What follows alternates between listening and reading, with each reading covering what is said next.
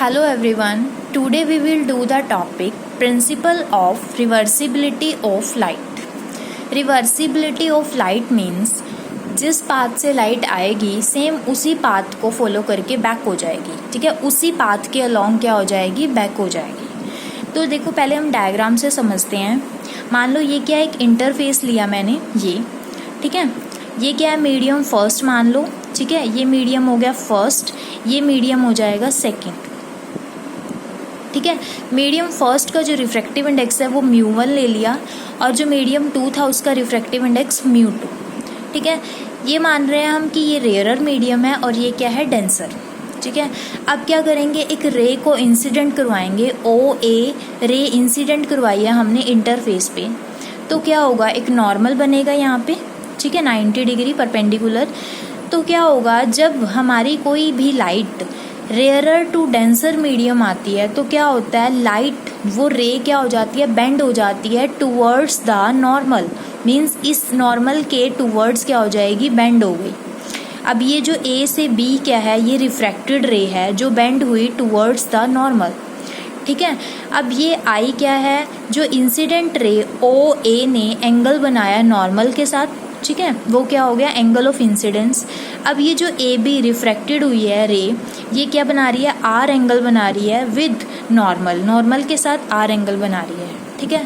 अब हम क्या करेंगे, अगर हम इस रिफ्रैक्टेड रे के पाथ में एक मिरर लगा दें यहाँ पे, नॉर्मल, इसके नॉर्मल मीन्स 90 डिग्री पे, तो आपको पता है जब भी मिरर के ऊपर लाइट फॉल होती है, ठीक है, तो वो क्या हो जाती है, लाइट रिफ्लेक्ट बैक हो जाती है उसी मीडियम में से, ठीक है। तो जब हमने यहाँ पे मिरर लगाया तो लाइट क्या हो गई, रिफ्लेक्ट बैक हो गई, मीन्स ये डायरेक्शन जो मैंने लगाई हुई है यहाँ पे साइन एरो का, ये है रिफ्लेक्ट बैक के लिए, ठीक है। और अब ये जो लाइट इंसिडेंट हुई है मिरर के ऊपर, ये नॉर्मल हुई है, नॉर्मल मतलब परपेंडिकुलर हुई है।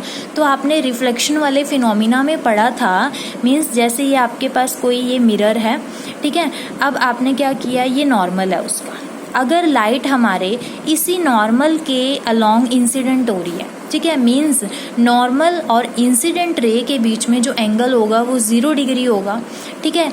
अब आपको पता है law of reflection, incidence angle किसके इक्वल होता है, रिफ्लेक्टेड एंगल के, ठीक है। अगर I 0 है तो R भी 0 होगा, और R 0 कब होगा, जब जो हमारी लाइट रिफ्लेक्ट बैक हो जाएगी सेम मीडियम में, मीन्स सेम पाथ से, मीडियम में तो होगी सेम पाथ फॉलो करे, जिस पाथ से आई थी उसी पाथ को क्या करे, रिट्रेस कर ले, तो वो क्या होती है, नॉर्मल की कंडीशन। यहाँ पे भी सेम वही हुआ, हमने मिरर को 90 डिग्री पे लगाया मीन्स नॉर्मल, तो लाइट क्या हो गई, रिफ्लेक्ट बैक हो गई सेम मीडियम में, और सेम जिस पाथ से आई थी उसी पाथ को रिट्रेस कर लिया उसने, ठीक है। तो ये क्या होता है, principle of reversibility of light, की लाइट जिस पाथ से आई थी उसी पाथ में क्या हो गई, रिट्रेस हो गई, ठीक है। तो हम यहाँ पे पढ़ते हैं, according to this principle if the path of ray of light is reverse after suffering a number of reflection and refraction it retrace its path, अपने पाथ को क्या कर लेती है, रिट्रेस कर लेती है।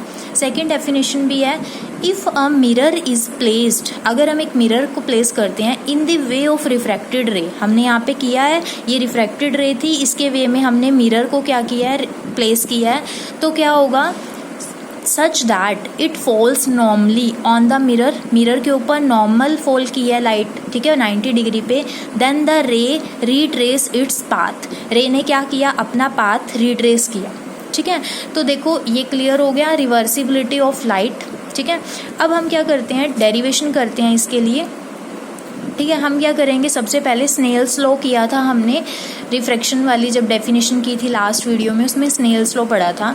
तो देखो सबसे पहले हम स्नेल्स लॉ लगाएंगे OAB पाथ पे, मतलब जब लाइट ऐसे आ रही थी, ठीक है, इस डायरेक्शन में, तो हम पहले स्नेल्स लॉ अप्लाई करेंगे। स्नेल्स लॉ कैसे अप्लाई करते हैं, मान लो ये फर्स्ट मीडियम था, ये सेकेंड मीडियम, फर्स्ट मीडियम में जो रिफ्रैक्टिव इंडेक्स था वो μ1 और एंगल क्या बन रहा था, I, तो हम कैसे लिखते हैं, μ1 sin I equal to, second medium में रिफ्रैक्टिव इंडेक्स क्या है, μ2 और एंगल क्या बन रहा है, R, रिफ्रैक्टेड एंगल, तो यहाँ पे μ2 sin R।